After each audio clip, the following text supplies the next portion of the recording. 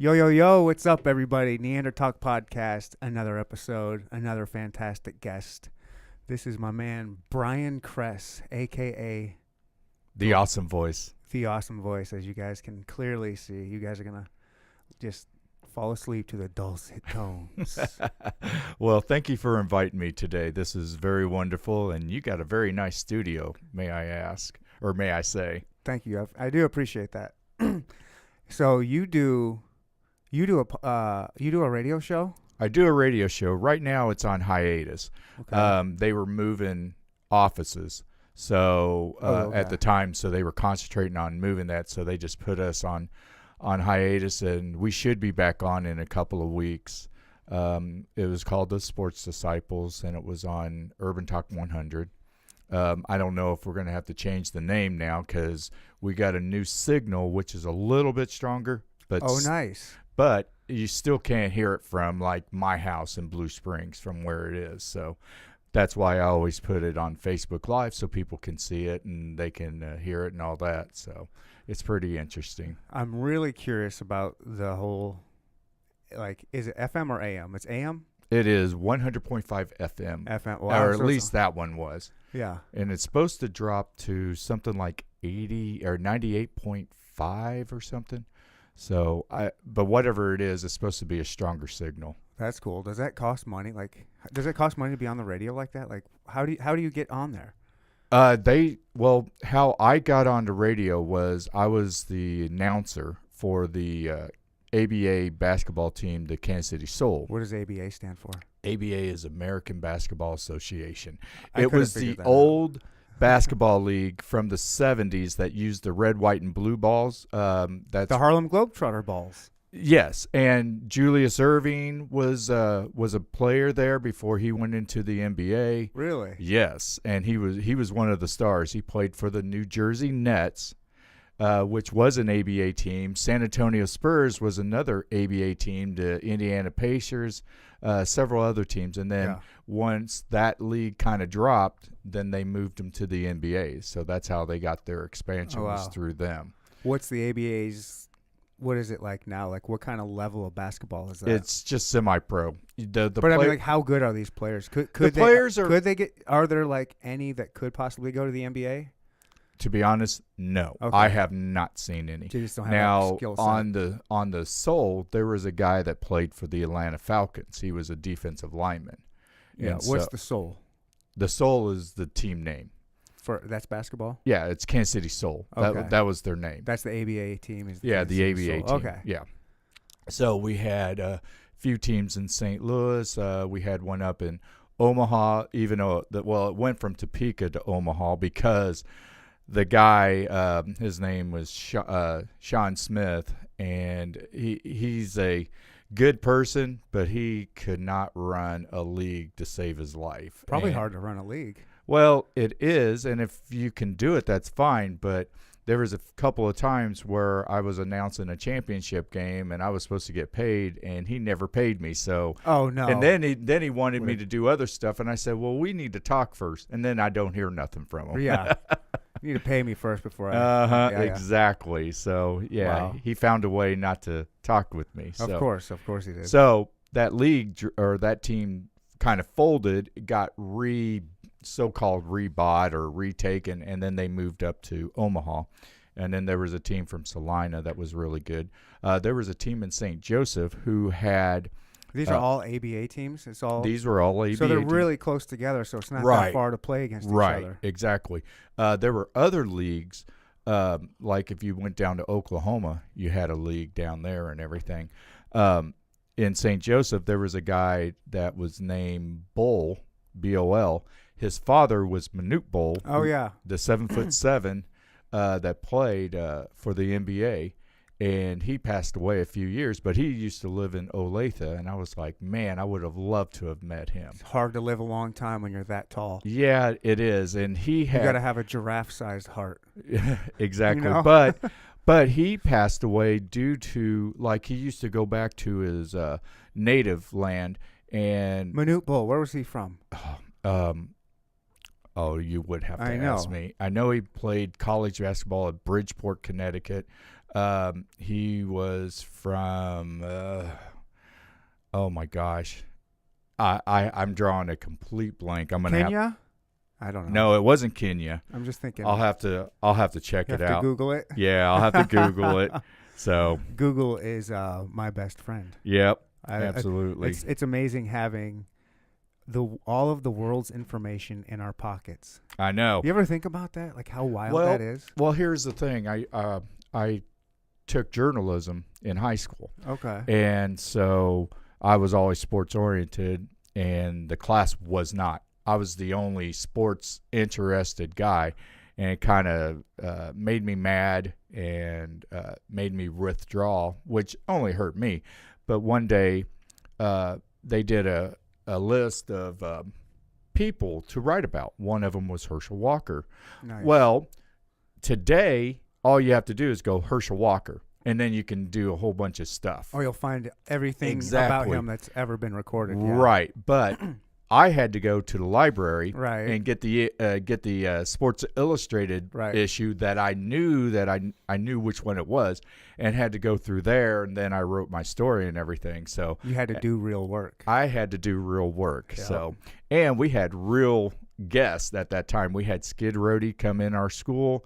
We had Rush Limbaugh come in our school. He's from Missouri, right? And he worked for the Royals for a He while. worked for the Royals at that time, which was in 82. Yeah. So 82, 83. So yeah, we got to meet him. You know, you didn't think nothing much, but now you go, oh my gosh, you know. That's that dude. And you had actual cameras, but you did not have phones that you could just snap a picture. They were like Polaroid cameras. Yeah, Polaroids and stuff. And then I had a disc camera where just a little piece of film, you know. Yeah. And you could take like pictures over and over, which was like really fancy at that time. Yep. And now you got this, and it just totally overtakes it. It's awesome though. I mean, it's really cool. Could you imagine going back in time, not even that long ago, and just saying, check this out. I've got all the world's information in the palm of my hand. They'd call you a wizard and probably burn you at the stake.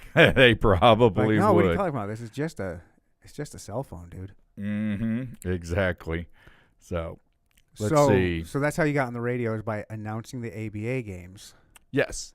So And so someone came up what to you happened? So what happened was I did the announcing for that year, and then the next year they collaborated with Urban Talk 100, and they wanted to do radio broadcast. Okay. And so they asked me if I wanted to do that, and I said absolutely. Yeah, So, why wouldn't I? right. So That's I your got to thing. do that. So while I was doing that, I was interested in watching the show, and I said I'd love to be on the show. And so they eventually got me on, like once in a while, and then it became a 3-night-a-week thing. So I've only been doing it for 8 months. That's a long time. Well, for radio, but most of these people, like even the producer, my man Marvin, he went to college for broadcast and radio and all that. And most of the radio people, they have 4-year degrees. They Oh, you don't have anything like that? no, Oh. I've only been doing it for 8 months. Oh, I see what you're saying. Yeah. What do you need to, I mean, if someone is taking care of all of the engineering type stuff, what do you need? Like, why would you need to go to school for radio? Well, Outside of that. well, I mean, you need to know how it all works. So, like, I don't know how it works. I don't know how to get everything like what you were doing. Yeah. I don't know how to do that. I would have to learn how to do that. I don't know how to do it either, but Well, I mean, now I do, even obviously, even but- just the stuff, that Yeah. you're doing now. yep. It would have to take me a little bit to It figure would. that out Not because 4 years though. no, I don't need to do that.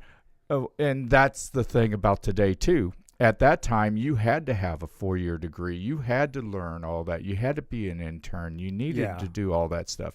Now, today, you can look it up on Google. You can check it out. YouTube. And I've learned YouTube. everything here, this whole podcast is all sponsored by YouTube unofficially. There you I've go. gotten all my everything from them. Right, exactly. So you can do that, and that's how people can make money doing that, or actually leave jobs if they are very good at it. So, and to answer your question, he was from Sudan. Oh, nice. I thought I couldn't remember, and I was like, I knew it. I just forgot about it. Yeah. So yes. Wow. So while we were talking, I was looking it up. Got to. We That's got how it we all got the checked out. information. So Okay, so you're an FM channel, sports talk. There's a few, like Kansas City's got a lot of sports talk. right, You but, know, we've got right. two The main ones like are 610 on and 810. right, but they're on AM. right. So and 610 used to be 61 country, a Okay. long time ago. Okay. But 610 and you got 810 and Bob, I like Bob Fesco on 610, and actually met him a couple of weeks ago when Right. I was going to the Missouri-Kansas basketball game. Oh, cool. Yeah, I had a friend. His name was Jervon Crudup. He graduated from Raytown, arguably the best Missouri team of all time. And they were rated number 5 in the nation. Oh, wow. Which really When kind was of this? this was in 1990, Okay. 89-90 season. And the thing that upset me about was they had two twin towers, 6'9", Crudup and Chris Lindley. Chris Lindley was going to Kansas, and Crudup was going to Missouri. And so one night, Chris Lindley was playing with some friends on a railroad track on the trains and everything, Oh, no. and he fell off and lost his foot. How did he lose his foot? He Well, fell off. he slipped and fell off, and the train ran him over. Oh, my gosh. Yeah, absolutely.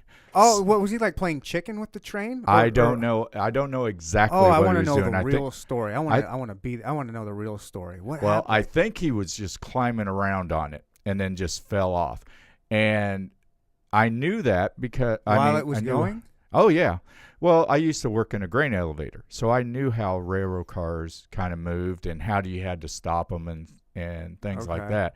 So they were just playing around, and he slipped and fell. Oh, my gosh. Yeah. So Oh. after that, they lost him, and so instead of beating people by 40, they were beating people by 20 and 10. But the USA Today, even though there was teams above him, How tall did you say he was? 6'9"? 6'9". So after the accident, he was 5'9" because he lost a foot. No, because he still had the other leg that made him 6'9". So, but I knew his father. Yeah. I worked for a warehouse, a T-shirt warehouse, and his father would do quick delivery. So he would come and pick up stuff, and so we actually talked and kind of gave me the little bit of the lowdown with that and stuff like that.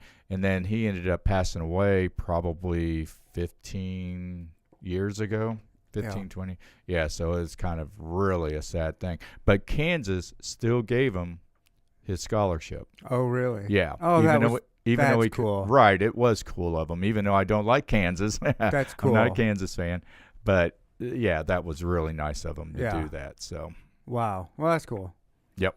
You like doing the FM sports talk? Like, what kind of, like, do you guys just focus on all the sports, like whatever's going on at that time? Or? We talk about what's going on at the time. We talk about the Royals. We would talk about the Chiefs, which actually we talked a little bit about the Chiefs because that's when I started, right on the tail end. So most of the time it was just the Royals. So we were talking about that. We were discussing kind of politics about the kneeling and Oh yeah, what do you think?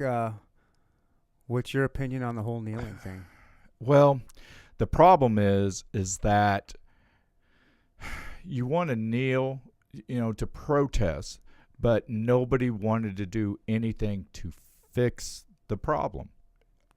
People were just upset. Management was like, we don't want you to do that, which is part of the reason why Marcus Peters left for St. Louis or for Los Angeles. Yeah.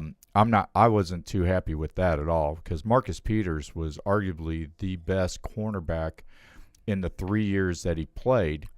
He had more interceptions. He had more pass defenses than any cornerback in the game.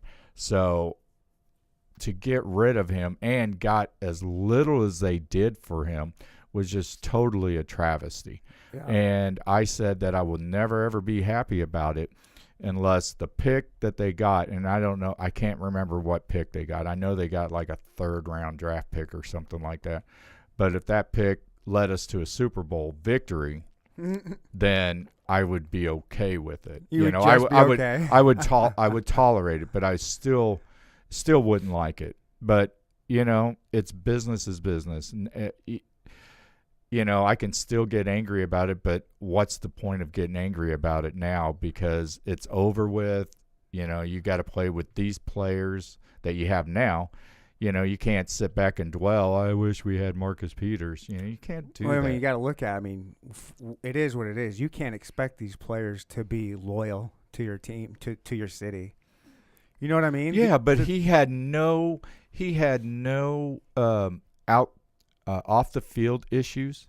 He bought like tennis shoes for a whole bunch of people, and he didn't want the notoriety. He didn't want nobody to know. He was just doing it because that's how he felt like, Yeah. And he, never caused problems. Now, yeah, he would get upset. He was a young, emotional player. That's okay, but he still played great. He was a great player. Yeah. One of the best cornerbacks in the game, and now the Rams have arguably one of the 2 better cornerbacks in the game with Talib and with Peters. And Aqib Talib from Kansas. I served him dinner at the Cheesecake Factory once when I was a server there. You did? Yep. And how was that? It was cool. I didn't know who he was until after, because this was like his rookie year with Tampa Bay. Oh yeah. That was so that was a long time ago. Nobody really knew who he was. Right. I was a little aware because that was right coming off their Kansas's big year. Oh, that's 2008. So yeah. Geez, that was 10 years ago. Yes, it was. Wow.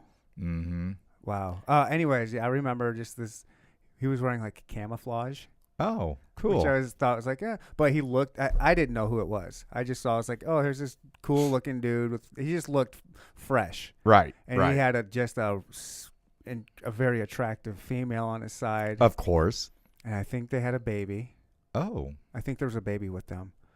And he was cool. He didn't talk much. He was just pretty chill, but he wasn't a dick or anything. He just kind of chilling there for lunch. And then I remember him tipping pretty decent. Oh, cool. That'll work. It did work. Yeah, that was nice. Yeah. And then afterwards, he paid with a credit card. And I was like, oh, this is Aqib Talib. And I made sure to hand it back to him because I bet you a lot of places people don't know who he is or have heard it. Right. And so I made sure, hey, thanks a lot, Aqib. Yeah. Like, hey, I know, I kind of like. Right. I didn't butcher his name. A lot of people were like, Aqib? Talib? Like, so I gave him a little nod. There you go. Yeah, and then that game he was in here for, he was on Tampa Bay. I had Tampa Bay's defense on my fantasy team. Oh, wow. And at the end of the game, something big happened that gave me 1 point that I needed to win that week. And that was it. Awesome. Fantasy football, man. Yep. And last year I could have just used 1 yard on in 2 games. I lost one game by .06 and .36. So I lost 2 games. Oh, you guys do fraction points. So I lost 2 games, the first 2 games of the season by .42. And I'm just like, oh my gosh. So frustrating. Yeah, it was, but that's all right. I enjoy it anyway. Yeah. So back to your radio show. You guys mainly just talk pro sports, or do you, since it's kind of it's a smaller station, right? Do you know, you just know like the range of it, like the radius, like 40-mile radius of your show, like how it reaches people?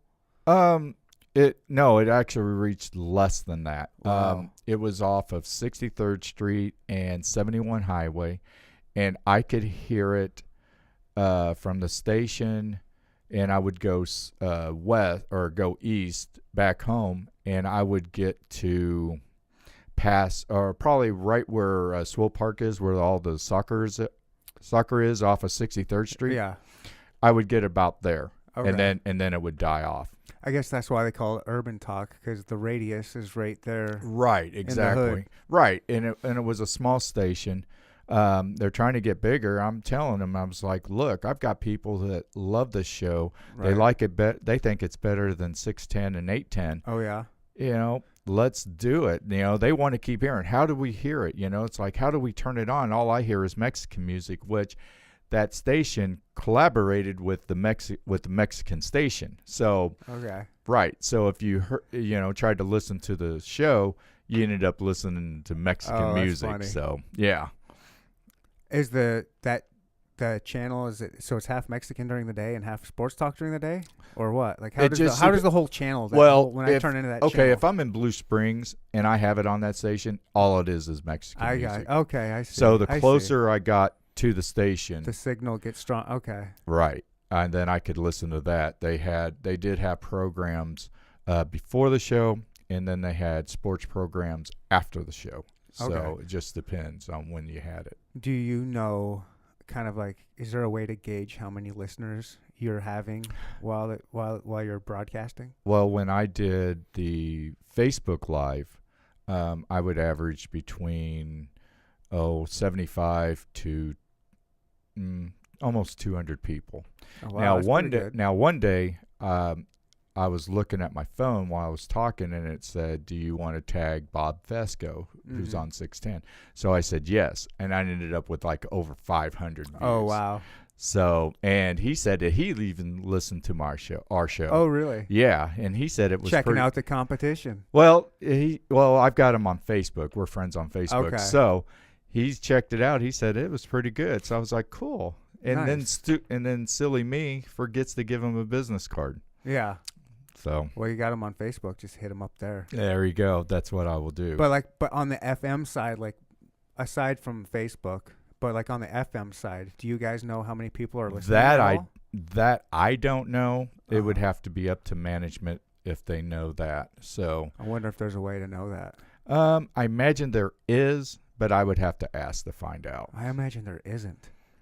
You don't think so? I don't think so. I don't think how can they tell what station my radio is on in my car? Well, 610 and 810 has that. They have that. Well, they know how many people on TV they have the Nielsen. That's just a survey. Right, but it's but they still can kind of center point on that. Radio is kind of the same way. I guess they can figure it out. I've always been curious how they figure out how they get their numbers. That I don't know. Yeah, it just seems like there's no way to measure outside. I don't know. So do you guys sponsor? Are you guys sponsored by anybody? Not very many things. They've talked about, if they have openings for the company, they'll mention it on there, and they'll talk a couple of things, but usually no, not like the other stations do. Yeah, I didn't know if there was like any kind of small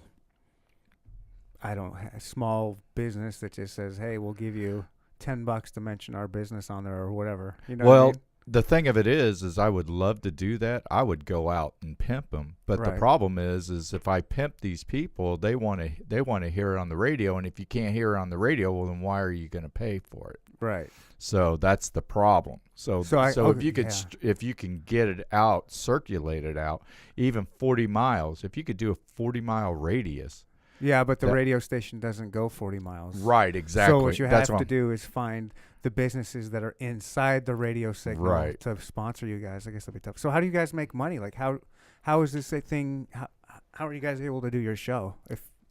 Well, to be honest, I don't get paid to do it, which is fine because I know that. But the station has to be earning some kind of money to stay on the air. They do. I don't know exactly how they make. I try not to get involved with that part. You're just doing it for fun? I'm doing this I'm doing it because I enjoy it, but I'm also doing it to get experience, and that if, let's just say 610 says, "Hey, we're interested in you." Oh, beautiful. Do this, right. And also go to other I can do other venues, like I do my Facebook Live, my NFL predictions. Yeah. So if I can just build my name up, then I get more people. You never know. I get that one person that says, hey, I'm a friend really of a friend has to see it, or somebody. exactly. It's not what you know, it's who you know, or who you bump into. Exactly. So, and I've had Amos Otis on our show. I've had Amos Otis. Amos Otis. Who is that? Name sounds very, very familiar. He's a Royals Hall of Famer who played center field for the Royals in the 70s and 80s. In fact, you've had him on the show. Does he live around here? He lives in Vegas, so I had to. Oh, cool. We had to call. He had to call in. Oh, okay. So, okay. Yeah. Do you guys get people in studio?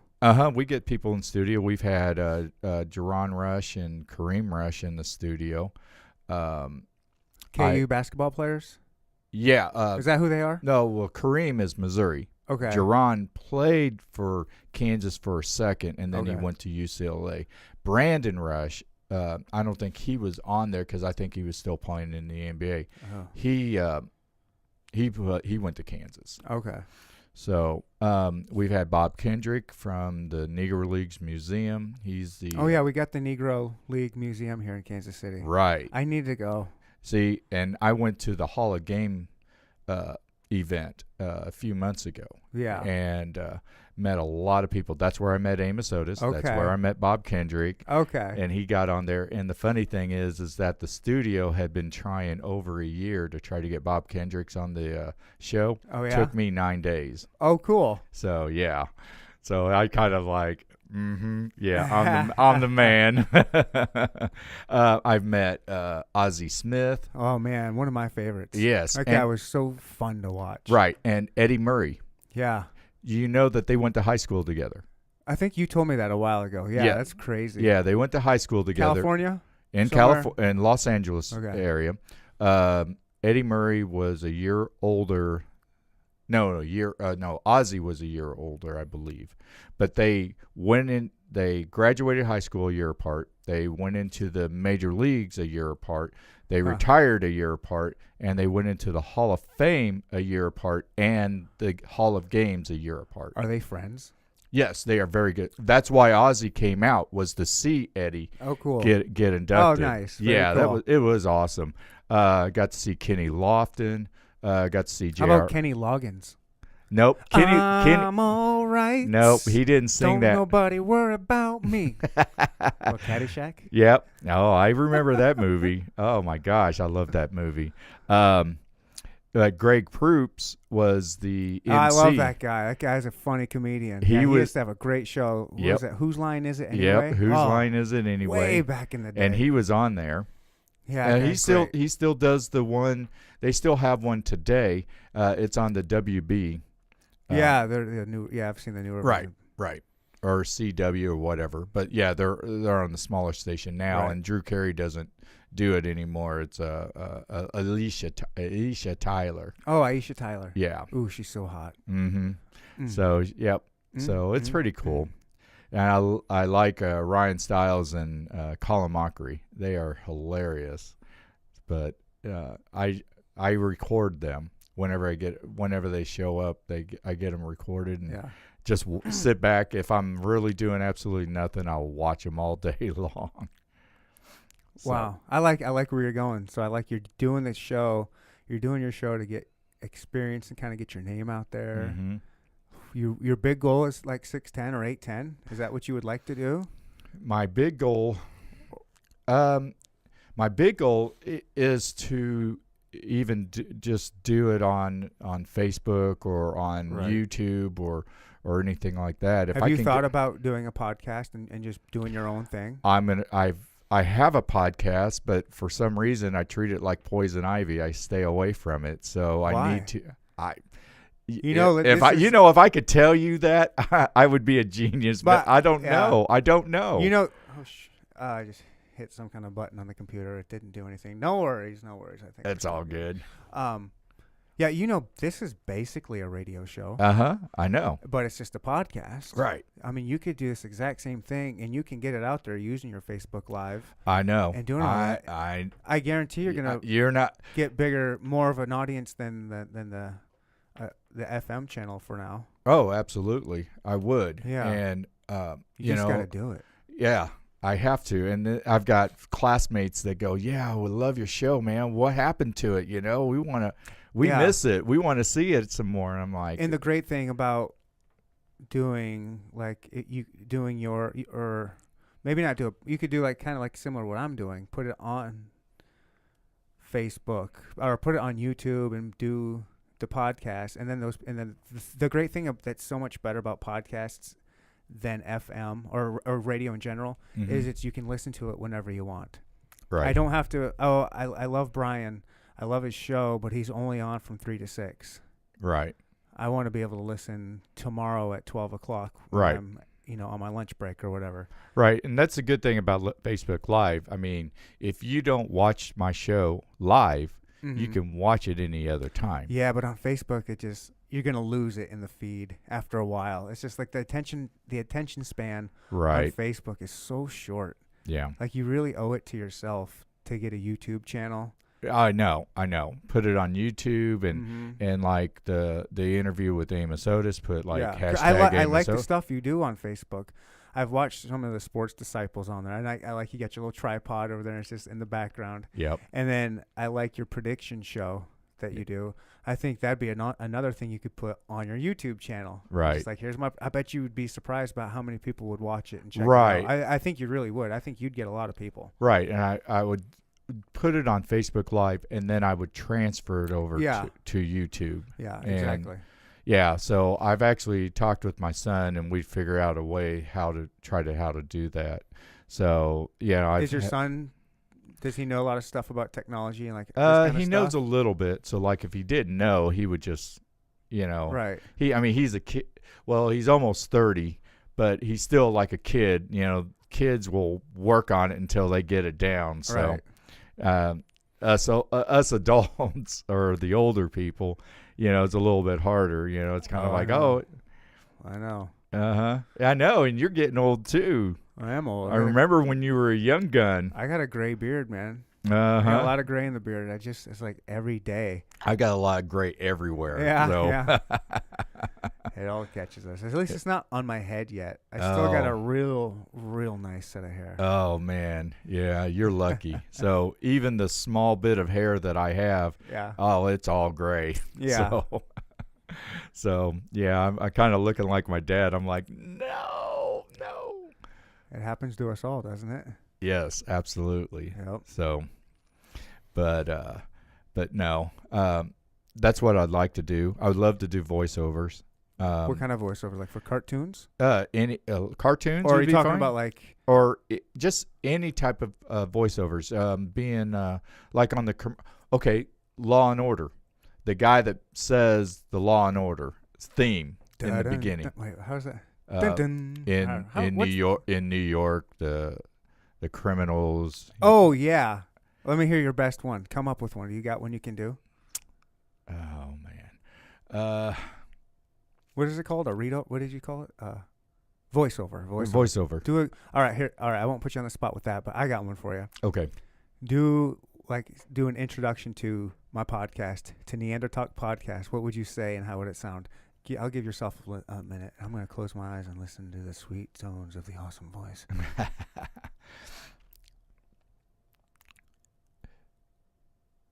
Coming up, Neanderthal Podcast with Ryan Westa in 10 minutes.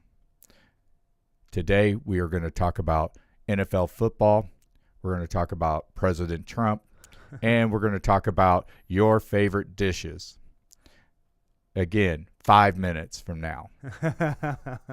President Trump, huh?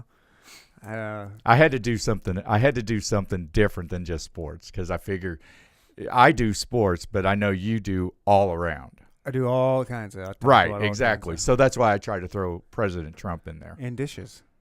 And dishes. What kind of dishes? Like, are we talking food dishes? Food dishes. What kind of like the food, or do you like the green plates, or do you like the ceramic ware, or you like the plastic? No, I'm talking about the food that is on those green and blue and yellow dishes. Oh, baby, I cooked up something nice today. I grilled up some chicken with some sriracha lime rub on it. Yeah. Now that's what I'm going to also do. I'm going to fix like my taco soup and put it on there and, tell people how I make it and stuff like that. Yeah. I'll probably talk with my mom first because it's my uncle's recipe.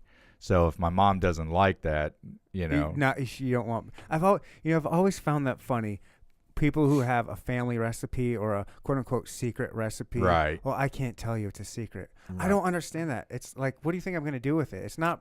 I'm not going to sell it. I'm not going to make money on it. Right. It should be like the biggest compliment ever. Right. To be Exactly. like, look, I love it. Let me make it when I'm at home. I don't get to see you very often. I can only have your dish once a year. Yeah. If I want to make it every now and then, you should give people the recipe. I don't believe in keeping recipes a secret unless it's proprietary, like unless you are the restaurant. Right. Right. Exactly. Yeah.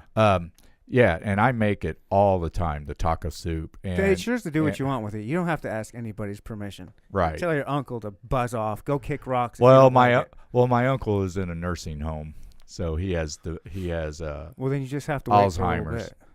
Well, so No, I was saying my mom. I didn't say my uncle because it was his. It's his. Yeah, but tell your mom to kick rocks. Yeah. I have to deal with her every day. Right. I love you, Mom. I love you. Would she be upset if you gave the recipe? Maybe? Do you think? I don't know because, but they used to be so private. It was like they didn't even want you to know that they were driving to the store. It's like, oh yeah, my mom and dad went to the store. Why are you telling people that we went to? It's your sister, Mom. Oh, you don't need to tell her. I'm just like, okay. Are they in the CIA or are they witness protection or something? Are your parents in the witness protection program? No. Are you sure? I wish I did, because if it was the chase, then I really think that not Lamar Hunt thought of the name Super Bowl. I thought it was my parents, and just Lamar Hunt took it from them. Probably. So copyright that. Yeah. Speaking of Super Bowl rings or Super Bowl, them rings you got there, are them like Super Bowl-esque? What are these rings? Okay, this one in my left finger is the Chicago Bears Super Bowl 20 replica ring that my sister and her husband got me for Christmas this past year, and I love it. So that's like the real Super Bowl rings look pretty much just like it. Looked like that. Rocking. Right. It looked just like that. The funny thing is that this ring here would fit inside William Perry's ring. Because William Perry, because like this is like a size 11. That's already a gigantic ring. Right. And William Perry's was like a size 22, and you could just fit it inside here. Really? Holy cow. Yeah, he had some huge fingers. So, and then this one on my right hand is my Kansas City Panthers semi-pro championship ring. What are the Panthers? They're what? They are they're the semi-pro football team from the Midwest Football League. 2 years ago, they beat the Council Bluffs Spartans on a last play pass, and the guy, kind of like Otis Taylor in Super Bowl IV, he caught it, and he broke the tackle and went in for the end zone, and that was the winning score. Semi-pro. What is semi-pro? It's still professional, but how good are these? Like how old? First of all, how old are the players in this league? From age 19 to my age. No way. Oh yeah, there are some people that there is a quarterback that plays for the Midwest Titans who's 2 years older than me, and 3 years ago, the year before we won this, they won the championship and went undefeated. And he was the star. He was the star quarterback. How old? How old was he? 3 years ago, he would have been roughly 50 years old, 51 years old. Yeah. Wow. How good are these players? Like, I've got so many questions about semi-pro sports and semi-pro football. Okay, these players are good. Some of them are really fast. But you have to realize that, like in high school, or let's just say Little League, you got those studs in the Little League. Right. Then you go to high school, and all those studs that play in high school football, some of them turn out to be elite. So then you go to college, and all the colleges are all the studs that they were looking for, and everything else, and then they pull them out, and then you go to the NFL, and the NFL is just a totally different animal. You talk to quarterbacks, who just used to, even Patrick Mahomes, who used to throw all over the place. He's got the NCAA record for most passing yards in a game, 724, and he says the speed of the game is just amazing. Just how it is, because What school did he play at? Texas Tech University. Oh, okay. He was a Red Raider. But he, these guys, these defensive lines, these big guys, 280 pounds, can run you down. Yeah. Unless you have superior Tyreek Hill speed. Right. They can catch you. And, and they can hurt you too. If you ever think about it, the way that they can hit you, if they would hit somebody like me or you, they could break something. They could break something. Yeah, I'm out of absolutely. Shape, though. If I got in shape, I'd be right. But you have to be. I mean, I've seen how these NFL players get in shape, and I mean, it's just incredible. It's not like just going to the gym a couple hours a day lifting weights and all of a sudden you go, ooh, my arms are tight, and impress a couple of girls. These guys do like massive stuff. And I remember seeing Neil Smith at Bally's when it was over there off of 87th over by Bannerson. You would think he'd have his own personal trainer or something like that. He did, but he would still go in there and work out himself. So, I mean, and most of those guys are self-motivated anyway. Right. So, yeah, they're working all year round. Just exactly. Stay in shape. That's their job. Right. Their job isn't just for the 3 or 4 months that they're playing football. Right. Yeah. Right. And it's 6 months or whatever it is. Yeah. It is 3 months off or whatever. Right. But no. Yeah, it's almost 24/7. Like I know Alex Gordon, and it's a bad example because Alex Gordon has really played subpar baseball, but he's getting older too, though, right? But he would work. Well, he's still not that old. He's only like 34 years old. I mean, pretty old. LeBron James is his age, and he's still the stud of the NBA. Well, LeBron James is a freak athlete. Yeah, exactly. Yeah, he's a different tier all his own. Right, you can't but compare him to Alex Gordon. Right, but Alex Gordon works out like a freak. Yeah. And yet he's still, but the problem is that he's stubborn because even George Brett was like, man, I'm not going to teach this guy anything because he doesn't want to listen. That's the problem. You think just because you're pro that you know everything.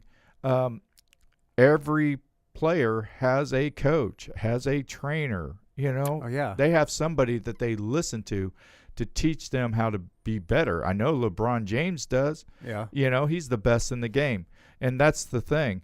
Everybody thinks that just because they are like me, I've bowled a couple of 300s, and I've got friends that have bowled a lot more than I have.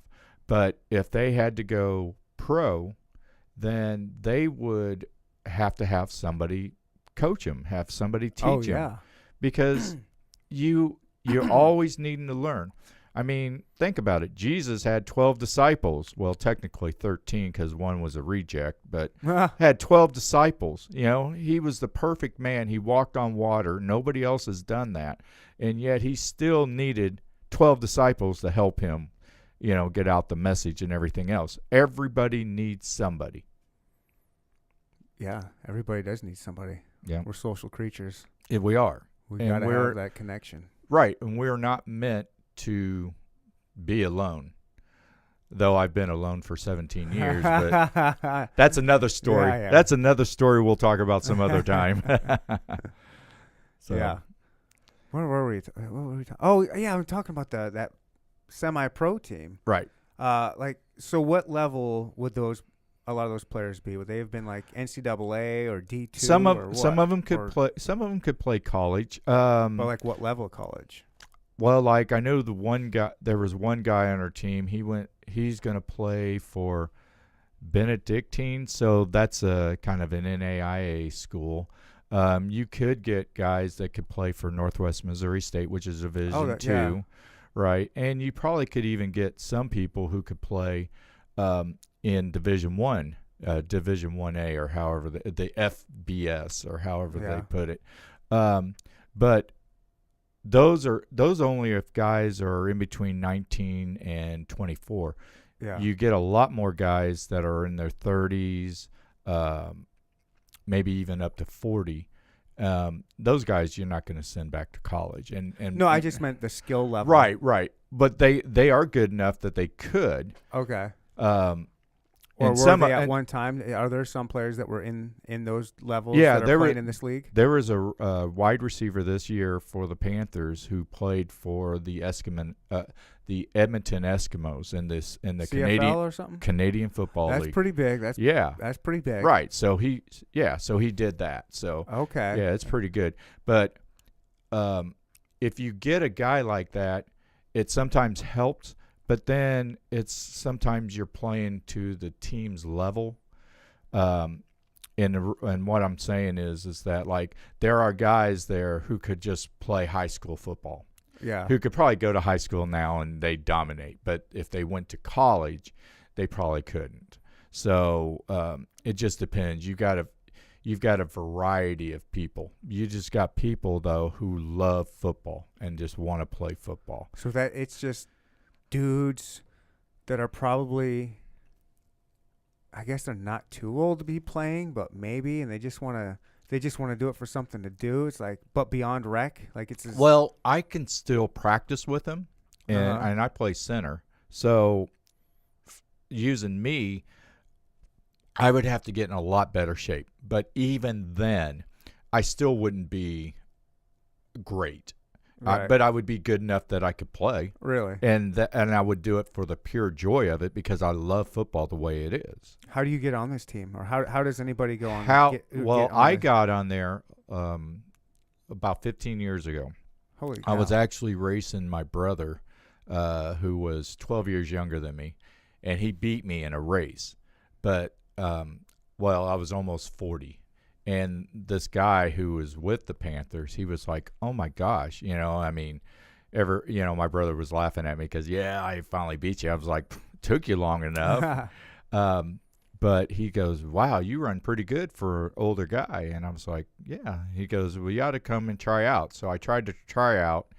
I did all right, but then I ended up with bronchitis because when I was a bouncer in the bar, they had smoking. Oh, my gosh. And it was one of the worst places for smoke because it just stagnated in there.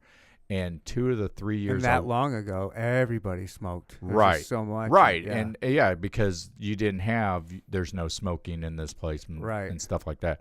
So 2 of the 3 years I worked there, I ended up with bronchitis. Wow. And I ended up with bronchitis. And I could barely function and go into work, let alone playing football. So I stopped. But I enjoyed it so much. I hung out with them, and then I started. They needed an announcer. I started announcing, and boom, that's what happened. Wow. So I just started announcing. So, and next Saturday and Sunday, I will be announcing my 5th championship game. Oh, cool. What for what? The MFL. What? The Midwest Football League. Oh, okay. That's what it's called. The Midwest championship. That game is coming up. Yeah. How long have they been playing? They play during the summer? They started in like May. Oh, that seems like it's too hot to be playing football. Right. Especially around but that's here. that's when they play it. Why? So, I don't know. I didn't ask them. That sounds ridiculous. Like, why wouldn't they do it in the fall, like normal football season? Well, because one, you're dealing with football, NFL football. You a lot of people are going to focus on that. And if there are players that are good enough that they can go to college or they can do this, with the league that we're in, you can go to college. Whereas, like, if they went to Canadian Football League or even like arena football, you couldn't go back to college. You can't because you accepted money. Right, exactly. Right. At least you couldn't go back and play football. You could do something else. Right, exactly. Yeah. So but you could go and play semi-pro football. You can play for the Panthers. You can play for the Midwest Titans. Yeah, how big is this league? There was like 10 to 12 teams. And what's like geographically where there were some in Nebraska, some in Iowa, Kansas, Missouri, Arkansas, St. Louis, and actually the team that's going to the championship game who beat the Panthers yesterday 69-0. Dang. Yeah. That's embarrassing. Yeah. Well, they went to St. Louis, but this team is really good. They were the champions last year, and they ended up winning. They beat a team from Minnesota, from St. Paul. So but I think the championship game is the Rapid City Rampage versus the Nebraska Law Dogs, I believe it is. I'm pulling for Rapid City. I'm pulling for Rapid City, too. I used to live there, so yeah. I love Rapid City. Yeah. Oh, what a great place. Well, City's awesome. Hold on, Rapid City. South Dakota. No. This is in St. Louis. St. Louis. Oh, well. Yeah, I was going to say, wait a minute, we got to get this. I was like, I got this. It's River City. River City. That makes sense. Right. I apologize for that. Yeah, and they play. Get off my show. And they play, and actually their home games are in Illinois, so just on the outside of Missouri. But they won, and they're going to play the Nebraska Law Dogs. So next week I get to go out and see all of them because I've become really good friends with them. I even had. You're announcing the game? I will announce that football game. The championship? Yep, the championship. That's cool. How cool is that for you? Yep. And then I will do the All-Star game the next day. Oh, wow. So I've done both of the – or no, I've done – for 3 years in a row, I'll do that. That's got to be pretty fun. It is. I love doing Play-by-play or color commentary? What is it? Well, I did just announcing. Last year, I did – over the PA system? I did announcing over the PA, just saying that. I also had my a tablet and did play-by-play. So I was doing play-by-play, and then I would do announcing on the game.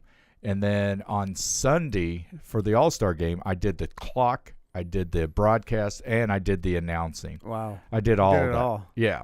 So these the semi-pro means they're obviously getting paid. No, these players do not get paid. Well, then how is it semi-pro? It's still amateur then, It's right? still professional. It's still professional football. What makes it professional? That it is, it's considered minor league football. But if you're not getting paid, it's an amateur, right? Well, you still have to pay to play. Right, but you're not getting paid to play. I understand that, but it's still professional football. Okay. Yeah, because you can't have high schoolers come out and play with you. Oh no, I understand that there would have to be like an age limit or something. Right, and there is really no age limit except for kids in high school. Right. So if I was 60 years old and I could still play, I could go out and play. Yeah. So you just have to try out, just show up, and is it like is there one big tryout where all the league comes together and watches these players? No. Each team, because like if you got East Central Missouri Eagles, they're in St. Louis. You can't really get everybody to go collaborate everywhere. So and then I guess it would be the real cities playing against other cities, because why would I try out and then a Nebraska team says, hey, come play? Yeah. Right. Okay. Right. So that's cool. I really like that. Yeah. It's a lot like college, but different. Like exactly. Even better though, because these are straight up home teams. Is it fun to watch? Like I do enjoy watching it. Now sometimes is it good? Like I want to watch good sports when I go to sporting events. There are times where the game is really good. And I was Anthony was on Facebook Live. That's the coach, Anthony McCormick. He was on Facebook Live talking about it, and I was conversing back with him. Even though he couldn't see me, I could see him, and he was saying the game was a lot closer than the score indicated. I know earlier in the year we lost 39-8 to them, but it was really close. We had actually dominated the first half, but then and this is the bad thing when teams that blow up in the NFL, it really intensifies and everybody knows it. Well, this happens a lot more often. Yeah, and it does. And so something happened like that, and it was just like, and everybody just lost focus, and then the team just turned around and beat them. Though we still had a shot at beating them. That you can't focus when you got all this BS going on. So that's the bad thing. But when you have a really good game, it is a really good game. But I mean, like skill wise, it's not like constantly dropping passes. It's fun. It's fun to watch. Like they're actually, I don't know. It's not like bad football. It's good football. Absolutely. Like they will jump up in the air. They'll snag a ball Right. From like two defenders. It's just a little slower. Right. It's a little bit slower. They're not a lot more crisp in catching a ball, but you still got guys that can still snag it. Yeah. We had a running back. His name was John Zeno, and there was a play where he went around left in and he was gone. Yeah. So, I mean, so you have those plays, just like you would in college, just like you would in the NFL. And it is fun, and I enjoy doing that. And the other thing is when I'm on a football field, that's my sanctuary. I could win the $500 million lottery, but if I got on on the football field, it would make me feel better. With that kind of money, you could start your own league. Right, I could, but what I'm saying is that being on a football field, I just love it there because I'm at peace. Yeah. And I can enjoy it. I get that. So that's how I am with hunting. There you go. Yeah. Right. It's nice to have. Or people who fish. Rather they catch something or not, it's just the pure joy of being out there by yourself, relaxing. Nobody's bugging you. Nobody. And where you feel comfortable, you feel at home, you feel at peace. Yeah, right. That's awesome. Right. And it's cool to have. And that's what football does to me. Oh, that's cool. So really cool. Mm-hmm. Huh. I thought they would gotten paid a little bit, so I was always curious how that works. No. Have you ever watched Last Chance U? No, I've heard about it. Oh my gosh! Isn't it you got Netflix? No, I don't have Netflix. What? Okay, man. You got to get you caught up in this century. Well, the thing of it is usually I'm watching ESPN. I'm watching sports. I'm trying to keep up with it and find out what's going on. Is ESPN the best place to get your sports information? Some is watching the Royals game. Some of it is watching NFL station, NFL Network. Mm-hmm.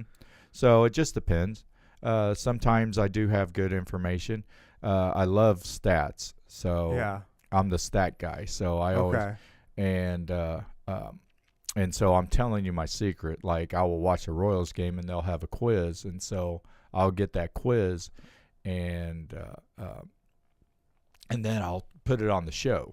Oh, cool. Nice. Yeah. So now I do have one in all of baseball. I think it's been like 150 years that Major League Baseball has been in existence. There are only 2 players in all time that were switch hitters that have 100 or that had over 200 hits, but 100 hits from each side of the plate. Wow. I don't even know if I could guess one. I would throw one guess. Ichiro? Nope. No. Not even that time. Oh, wow. Oh, it probably would have been old school, like Babe Ruth. Nope. Really? Nope. More up to date. I don't know a whole lot about baseball. I used to back in the day when I used to collect baseball cards. All right. I'll even give you one hint. One was a Royal. Really? Yep. George Brett? Nope. George Brett only bats left-handed. I was going to say, I didn't think he was a switch hitter. I couldn't tell you. Gary Templeton, who played for San Diego played for St. Louis Cardinals. Well, no, wait. No, he just went to San Diego in a trade for Ozzie Smith. Oh, wow. We were talking about him earlier. Right. So he was one in 1979 and Willie Wilson in 1980. He had 230 hits. 79 and 80? They went back-to-back like that? Oh, that's kind of cool. Yeah. So Willie Wilson also had the major league record for most at bats in a season. I've never heard of either one of these guys, by the way. Willie Wilson, you didn't? No. Oh, he played center field for the Royals. He was really, really fast. Yeah. And Gary Templeton, he was really a great player. And then once he got traded to San Diego from St. Louis, he tore his knee up and was never the same. Yeah. So, and then Ozzie Smith, well, as you would say, the rest is history. Right. So, yeah. I'd like to try out for the football team. Do they need a kicker? Yeah, we needed a kicker. We had a really good kicker. He could kick 70 yards. Wow. Yeah. Not a field goal. Could he do a 70-yard field goal? Oh, yeah. He could. Really? Yeah. Wow. Well, He kicked it from the 50. I've got it on film. I kicked it from the 50-yard line and kicked it 10 yards past the goalpost. Wow, that's a boot. Yeah. Well, he plays soccer. Okay. Yeah. I played soccer too, but I was never a big power guy. I was more of a finesse guy. Yeah. So, but yeah, he's a really good kicker. I'm telling you, man, you're missing your YouTube calling. You need to catch up to this century and get a little more. I know. I'm an old Really, like if you like all your little ideas and things, like you might be able to turn it into something, and it'd be just another avenue to get your name out there, and you could get like a cool highlight reel, send that into 810 and 610, and be like, hey, what do you guys think? Right. Maybe go that direction, or maybe it blows up and you get more, because you can get more people on YouTube than you do on your Facebook Live. Right. Oh, absolutely.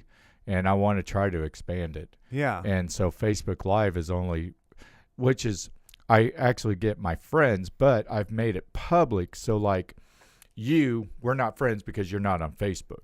Right. So you could just hop on there and just look me up, and then you can check out all that.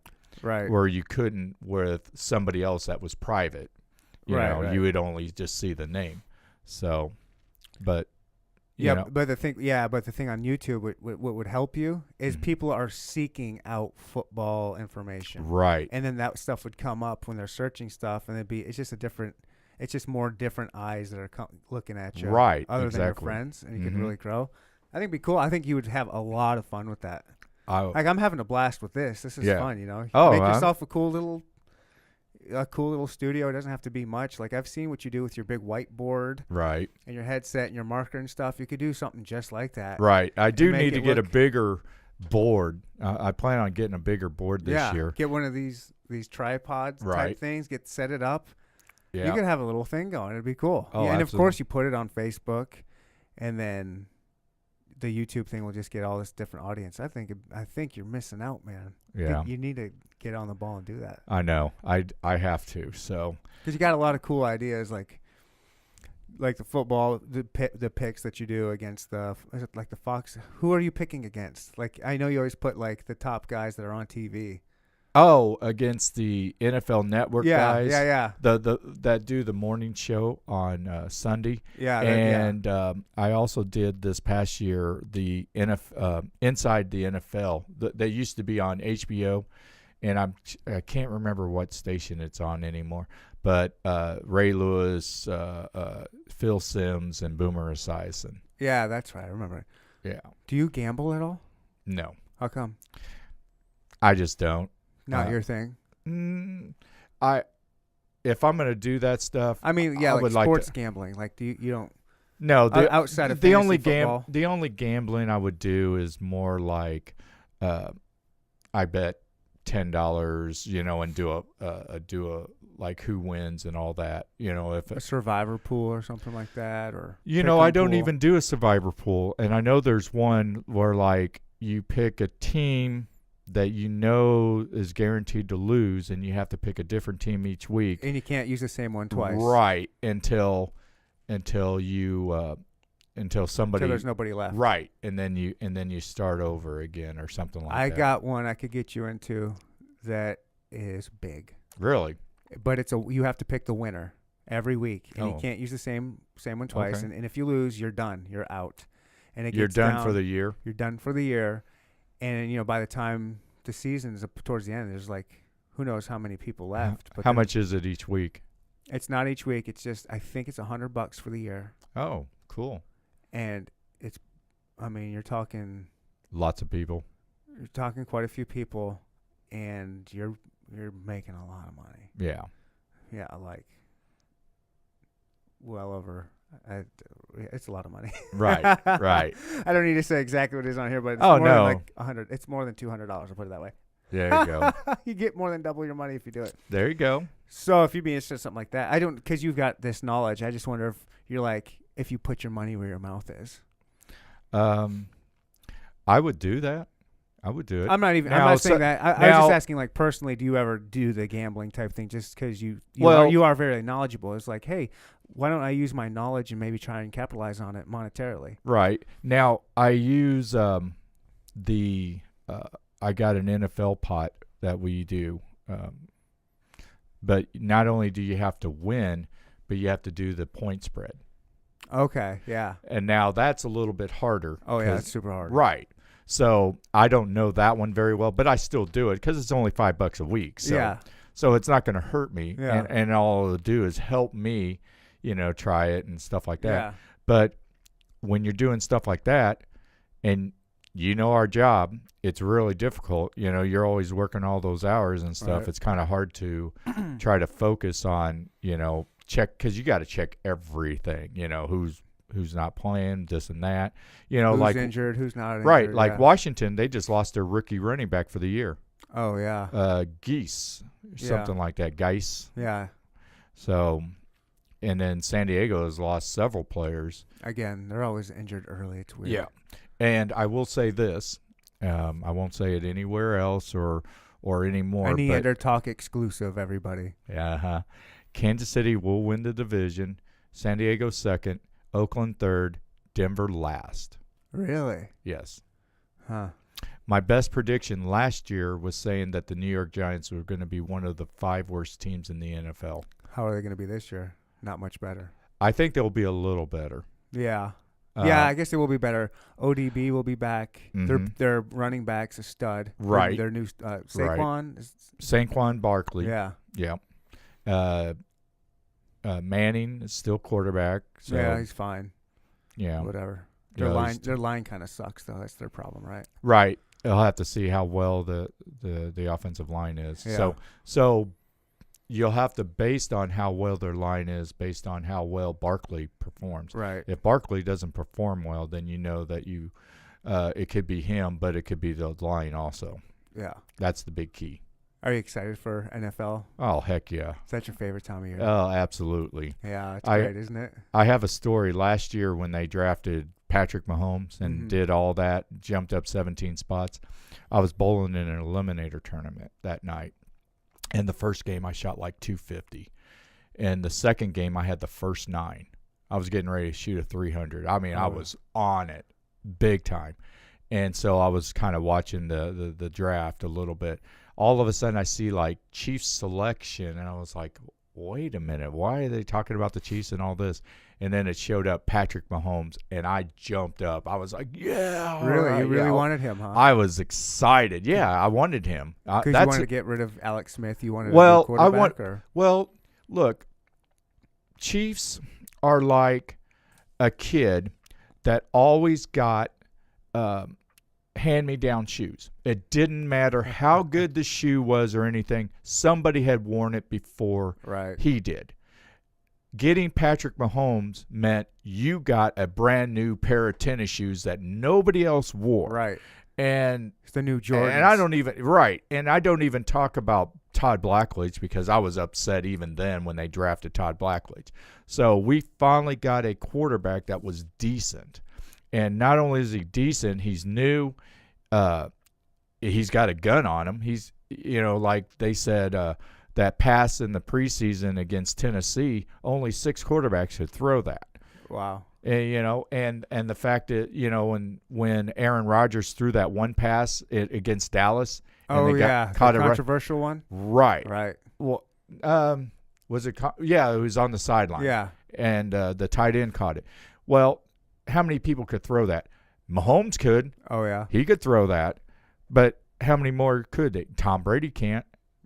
Peyton Manning couldn't, even at that time, or Eli Manning or anybody else.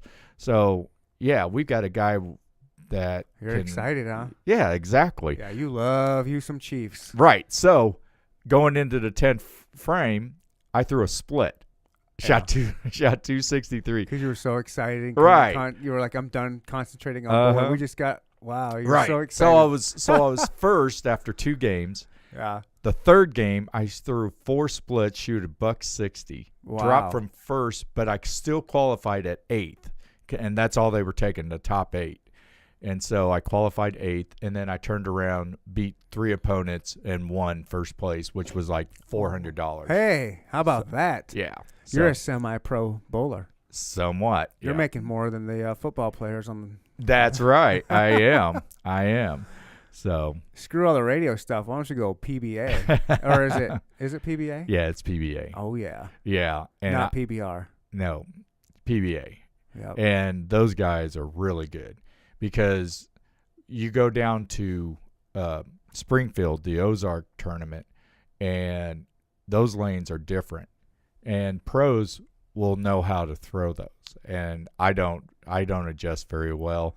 In fact, I shot a 600 in one of my days, which I was really impressed because I've never shot 600 in a series down there. So yeah, so I don't think I would be a pro, but I'm a good house bowler. So that's fun though. Oh yeah, it's fun to be good with local people at whatever the game or sport is. Exactly. What do you think's more of a pastime? Bowling, like America's pastime, they say is baseball. Mm-hmm. But think about it, everybody's bowled. Bowling's big. Everyone's bowled. Right. Everybody's bowled. Right, but it has fun. There's a lot of people. Well, there's people that do bowl, and then there's a lot of people that love baseball. That's a pastime, but you would go watch a baseball game before you go watch a bowling tournament. No, but I mean, as far as participating in it, I'd rather go bowling than watch a baseball game. At least right now. When the Royals are this bad. But would you rather play baseball or bowl? Yeah, I don't know. I guess. Now the only difference you are. Now the difference is baseball you play outside, bowling you play inside. Year round. Right. I can play when there's a foot and a half of snow outside. Right, exactly. So bowling. Yeah. Everybody likes bowling. Yep. Can't go wrong there. Now I had a tryout with the Pittsburgh Pirates when I was 21 years old. The baseball team? The Major League Baseball. You tried team. out for them? I tried out with them. For what position? Ball boy or bat? Outfield. Outfield and pitching. Really? Mm-hmm. How fast could you pitch? I could throw outfield speed at 85 miles an hour. Not bad. No. And I was just under. Did you play? You were like really good in high school. How did no, that not really. Happen? How does that try? I had a friend. My best friend. He was able to get 3 of us to go have the scout check us out. Really? His name was Gene Baker. He played for the Pittsburgh Pirates on the 1971 Pirates team that won the championship with Roberto Clemente. Oh yeah. He played third base, and he was black, and so he was talking about stories where, like in Cincinnati, there would be guys over in the stands be yelling racist slurs at him and stuff like that, and after he went over and talked to him, they gave him a different perspective in how to treat people and stuff like that. He was a real good guy. So he was a scout, and this was 1987. So, really good. And then he was telling us one day that Barry Bonds would come out. So he was doing his tryout and stuff like that. Barry Bonds was? Wow. So he was going to run. And he came in. He was driving a Camaro. He had a hot girlfriend. This was before the HGH. This was this was when he was skinny and couldn't throw out Sid Bream from outfield. But he was wearing like slipper type shoes, and just put on some shoes and ran like a 6.2 60 yard. Pretty fast. Yeah, that's very fast. Wow. I was like, holy mackerel. And I ran 7 flat. Now you're white.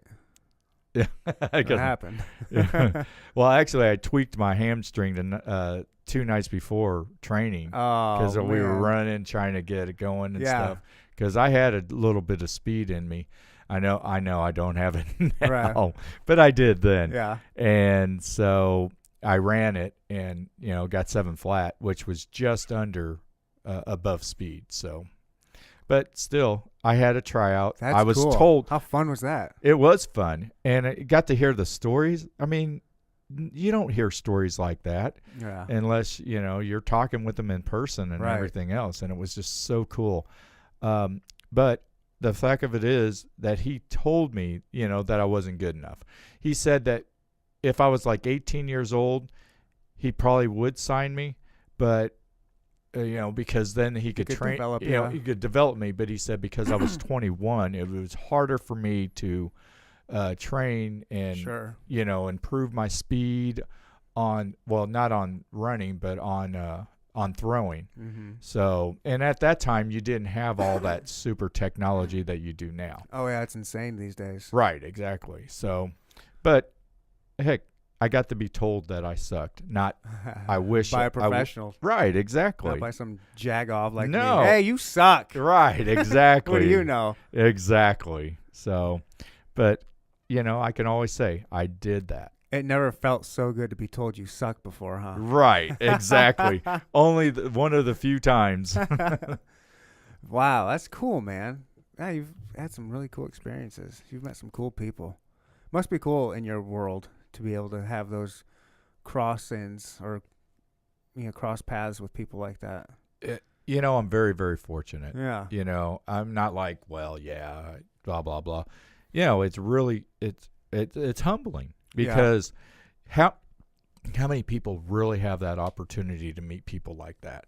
I haven't, I've met very few cool people like that. Right. I mean, Amos Otis gave me his phone number. Wow. He just told me, don't give it to nobody. And I have not Right. given it to nobody. But, how does that happen? Right. Sometimes I'm like, why me? And stuff like that. But, it's really cool. So That is cool. But I get people all the time. They're like, I don't know how you do that. I was like, I don't know either. You tell me and we'll both know. Well, you're just putting yourself in that situation and you put yourself out there. Yeah. And it's awesome. Like, it's cool to see that you're not afraid to just put yourself out there and put yourself in those situations. Like, Right. people want that, but they don't want to put themselves out there like you do. Right. And so you're earning it. Yeah. Doing that's earning it, and then you're getting some cool rewards out of the hard work that you're doing. Right. And the thing of it is that when I was younger, I was very, very shy. I was timidly shy. I stuttered, and I could not talk in front of people. Really? Now Yeah. look at you. I know. You're on the radio all the time. Yeah. Doing your Facebook Live. Not a stuttering Nope. word at all. Nope. Was that hard to overcome? No, not really, because I think once I started opening up a little bit, it was Gaining confidence. yeah, right. And Yeah. I took when I was in college at Longview, I took speech class. So you had to go in and talk in front of people. And one of the things you had to do was you had to do a comedy act. Really? A skit, yeah. I mean, just doing it. And this guy in front of me, who his name was Brian too, was just phenomenal. And I'm thinking, oh, great. Now I got to follow this. Oh, you got to follow the killer. I have to follow it. So I did this. The skit that this guy did on Rodney Dangerfield's Night of Comedians. So it wasn't. You could kind of plagiarize. You didn't have to come up with your own material. No, you didn't. Okay. Well, that make it. But nobody would have known it. I mean, it Yeah. was an HBO special. Yeah. It was from 1985, and this was 1990. So I don't know if anybody would have known it. So I was just Yeah. There was no YouTube back there. No, Back then, people. no. Yeah. no. So, but You could get away with shit back then. exactly. These days, you can't get away. This technology is going to catch you. Exactly. So the teacher said amazing 96. So I got a 96% Nice. for doing it. So it wasn't too bad, but it just told me that I could be able to, talk in front of people Right. and not be too nervous and That's stuff cool. like that. So, That's really cool. yeah. So, and I try to use that. I try to use that as a, be able to do this because, like when I was younger, I was picked on. And whenever I talk on my radio show, I always say, be awesome, not angry. Right. And so I would like to do that for school, against kids who bullies. Right. But It's at so the same sad. but at the same time, you have to understand what a bully is too, because a bully is usually somebody that gets bullied by somebody else. Right. So they take their frustrations out on somebody else. So you're not knowing what's going on. The kid that's getting bullied is just hating him, doesn't care what issues he has and this and that. So Right. if you can go and tell people, that, it's okay. You can't, not to hurt people, try to worry about being awesome yourself, instead of trying to hurt other people, because that's the thing. I mean, people will line up around the corner to say a bad word about you. I don't care how great you. Mother Teresa was a great person, but she had her haters. Exactly, and they will do it. So, and as awesome as I am, I've got my haters too. Well, if you ain't getting hated on, you ain't doing nothing right. No, exactly. So you're doing anything right. No, if everybody is liking you, either you're fake or something's going on. I got to get me some haters. Bring it on, haters. I ain't scared. I know. You don't. Everybody likes you. Yeah, right. Especially the bosses at work. Yeah. I don't like to talk about work outside of work. Yeah. It's just, who cares? That's why I'm doing this, is to get my mind off of work. Right. Ugh, work sucks. Well, man, I appreciate you coming over and doing the podcast, man. This was awesome. I appreciate you inviting me out, and I'm glad that I finally made it out. This was awesome. I've really enjoyed it. Good. I'm glad. So if people want to watch you that are not your friends on Facebook, what's the best way? Well, you can still go on my Facebook and under Brian Lee Cress Sr., and then it'll show up The Awesome Voice. Can I go to Facebook and do the search and just type in The Awesome Voice? I don't think you can. I think somebody tried to do The Awesome Voice and it didn't come up. Okay. So try my name first, Brian Lee Cress Sr. And because if you just do Brian Cress, you get my son. Okay. So that's why I got all that. And then it says The Awesome Voice and everything like that. Right. And there's a picture of me and my brother and my son, because my brother passed away 5 years ago. Okay. On the 1st of August. So basically, just if people want to watch you, check you out, follow you on Facebook, Brian Lee Cress Sr., and they can catch you on there whenever you're doing your live. They can check out your past videos. Hopefully, we're going to get you on YouTube soon. Yep. And I also have a public site on Facebook under Brian Cress. Okay. Yeah. BRIAN. BRIANCRESS. Brian Cress. Guys, follow him. Check him out. Give him some support. And then we can just leave with how do you end your? Oh, be awesome, not angry.